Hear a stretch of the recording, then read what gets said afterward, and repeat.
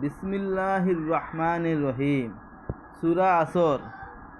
হযরত মুহাম্মদ সাল্লাল্লাহু আলাইহি সাল্লাম ইরশাদ করেছেন, যারা সূরা আসর পরম বিশ্বাসের পাঠ করবে, রোজ কিয়ামতে তাদের মস্তক উন্নত হবে। এবং সূরা আসর 70 বার পাঠ করে পেট ব্যথার রোগীর পেটে দম করলে তার বেদনা উপশম হবে।